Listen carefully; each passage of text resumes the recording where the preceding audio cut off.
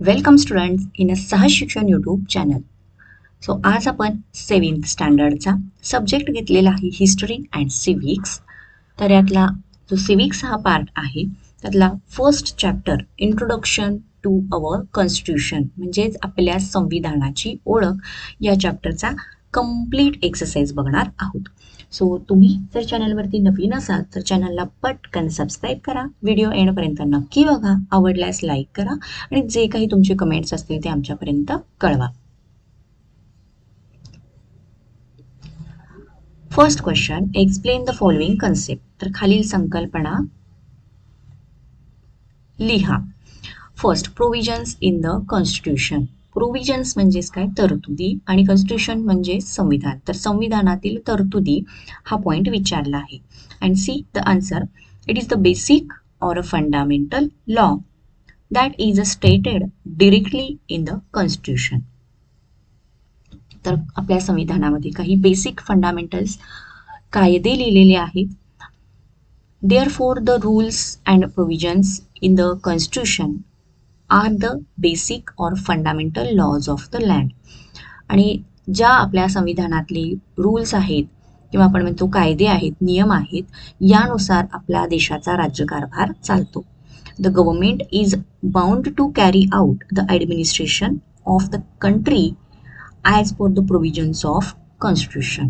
तर आपला जे देशाचा राज्यकारभार आहे हा याच्यानुसार चालला जातो. It is a bound to carry out the administration. Okay, so हे झालं फर्स्ट क्वेश्चनचं आन्सर. सेकंड, कॉन्स्टिट्यूशन डे म्हणजे संविधान दिन.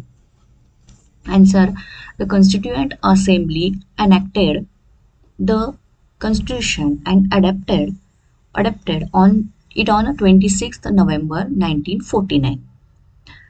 Therefore, 26th November is observed as a Constitution Day in India.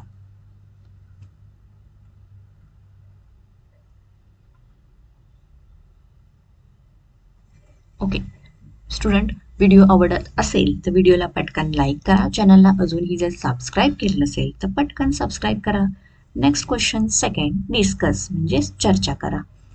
In that first, a constituent assembly was established. संविधान समितीची स्थापना केली गेली. Answer, first point, the process of the making of the Indian constitution started in 1946. तर त्याची जी process होती ही कधीपासून start झाली होती, 1946 पासून. Second, the leaders of the freedom movement incited that independent India will be governed not by the laws made by the British but by laws made by Indians themselves.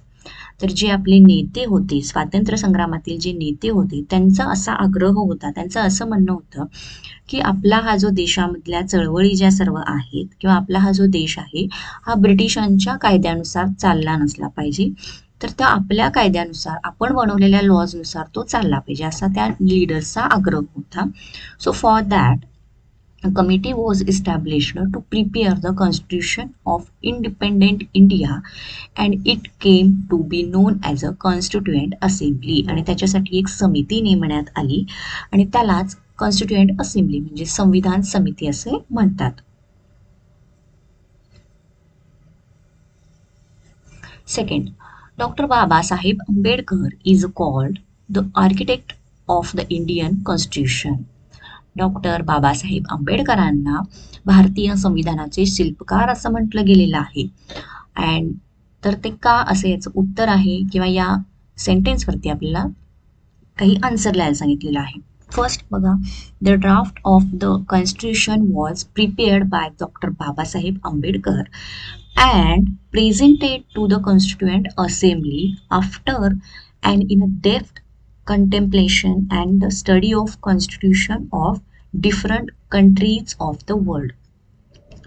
तर आपली जी संविधानाचा draft आहे, ती जी रचना आहे, ही कोणी तयार केलेली आहे? डॉक्टर बाबासाहेब आंबेडकरांनी तयार केलेली आहे आणि ती आपल्या संविधान सभेमध्ये प्रेझेंटसुद्धा त्यांनी केली. किंवा आफ्टर ॲन इन डेप्थ कॉम्प्लिमेशन, तर त्यांनी खूप असा विचार करून, खूप असा अभ्यास करून, त्याचबरोबर इतर देशांच्या सुद्धा संविधानाचा अभ्यास करून ती प्रिपेअर त्यांनी केलेली आहे आणि त्याचबरोबर त्यांनी ती प्रेझेंट केलेली आहे. Second, it was discussed article by article. Many amendments were suggested by different members. Third point, Dr. Babasaheb Ambedkar would present the draft, answer the various questions raised on them, and make changes in the draft as per the suggestion of the Constituent Assembly in order to make every provisions of the Constitution flawless. तर doctor Babasaheb आंबेडकरांनी तो जो draft होता, हा draft त्यांनी present केला. त्याचबरोबर त्याच्यावरती जे क्वेश्चन रेज्ड झाले, त्या क्वेश्चनचे सगळे आन्सर दिले. त्या ड्राफ्ट रिलेटेड काही सजेशन्स होते, त्याच्यामध्ये काही चेंजेस होते, ते त्यांनी केले. So for that, due to this contribution, आणि त्यांनी केलेल्या या कार्याबद्दलच, towards the making of the constitution, doctor Babasaheb Ambedkar is called the architect of the Indian constitution. आणि त्यांनी केलेल्या या कार्यासाठीच त्यांना भारतीय संविधानाचे शिल्पकार असं म्हटलं गेलं आहे. Third question, what is included in the administration of a country. तर आपल्या भारताच्या राज्य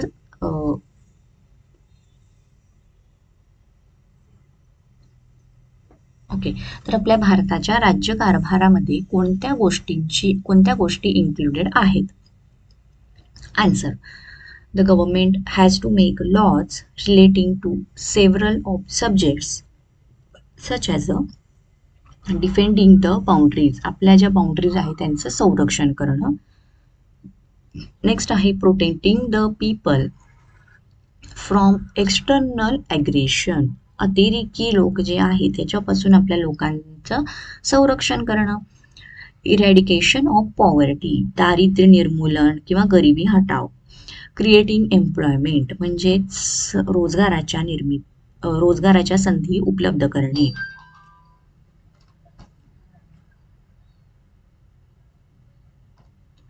एज्युकेशन अँड हेल्थ सर्व्हिसेस, आरोग्य आणि शिक्षणाच्या सोयी पुरवणे. Encouragement to commerce and industries, म्हणजेच उद्योगधंद्यांना प्रोत्साहन देणे. Protection of the weaker sections, तर जे वीक सेक्शन्स आहेत त्यांना प्रोटेक्शन देणे. Making policies for the progress of women, children and the tribal people, तर अशा काही पॉलिसीज बनवणे ज्याच्यामुळे स्त्रियांचा, मुलांचा प्रोग्रेस होईल, विकास होईल आणि दुर्बल घटकांचा विकास होईल. ट्रायबल पीपल म्हणजे दुर्बल घटक. Second, in short, government in a modern, इथे मॉडर्न आहे, modern times have to take decisions related to different issues, right from space research to public cleanliness. This is included in the administration of country.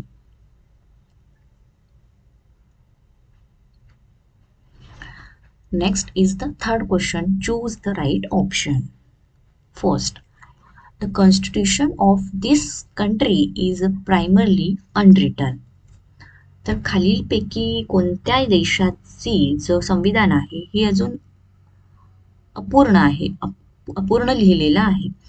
Option बघा, America, India, England, none of this. आणि option C, England आहे correct option आहे. Second, who was the president of the constituent assembly, संविधान सभेचे president कोण आहेत? Option A, doctor Babasaheb Ambedkar, B, doctor Rajendra Prasad, C, Durgabai Deshmukh आणि D, B Roy. Correct answer is doctor Rajendra Prasad is the president of, was the president of Constituent Assembly.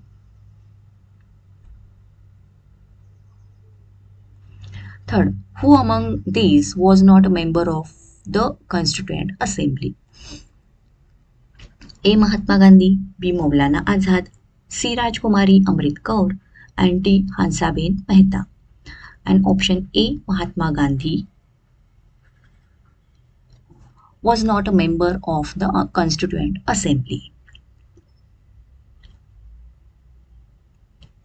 Fourth, who was the chairman of a drafting committee? Drafting committee विचारले आहे म्हणजे मसुदा समितीचे chairman कोण होते?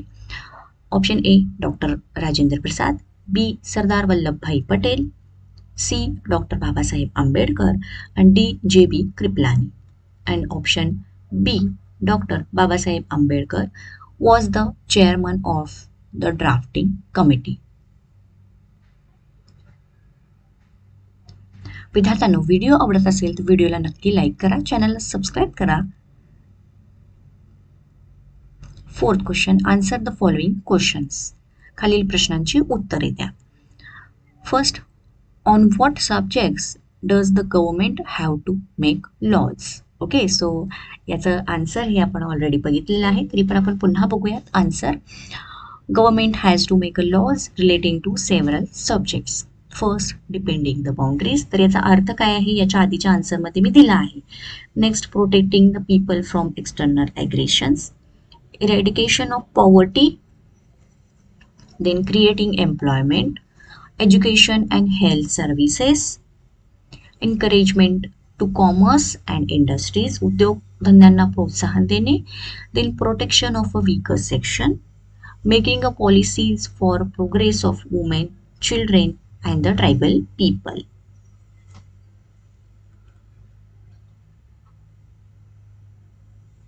Second question, why do we celebrate 26th January as a Republic Day? So answer खूप सोपं आहे आणि हे तुम्हाला सर्वांना माहीत असणार आहे.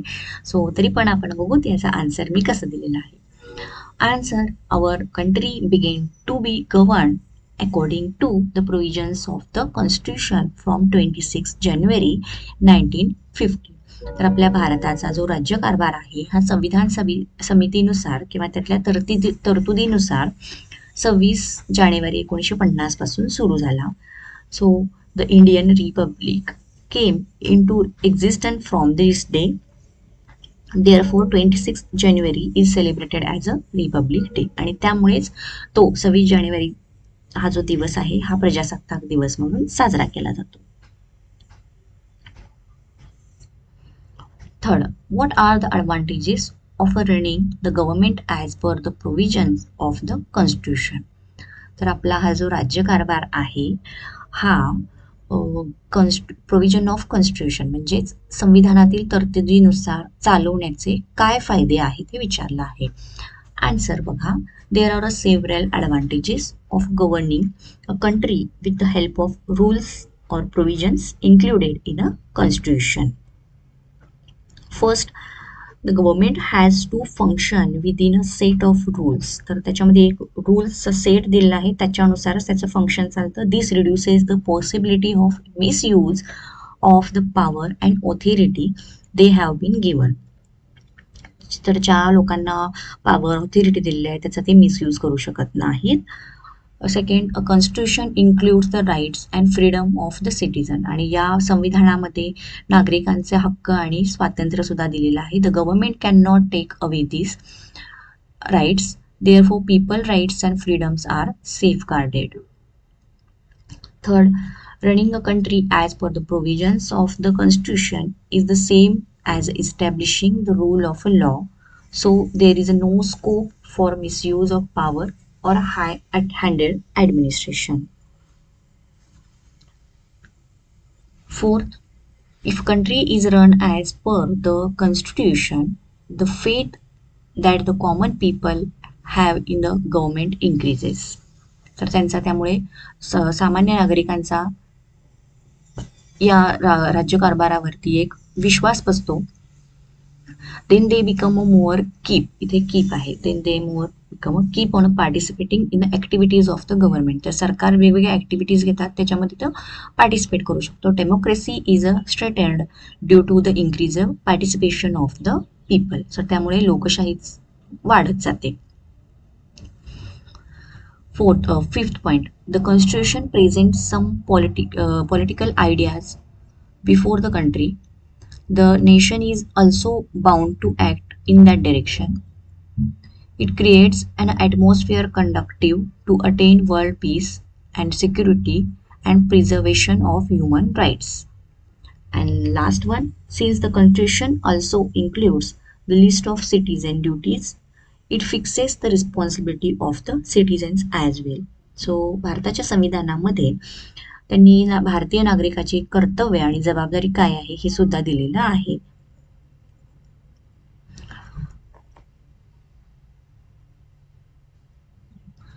तर विद्यार्थ्यांनो, याचबरोबर आपला हा व्हिडिओ संपला आहे. तुम्हाला व्हिडिओ आवडला असेल तर व्हिडिओला लाईक करा, चॅनलला सबस्क्राईब करा. थँक्यू. Bye bye.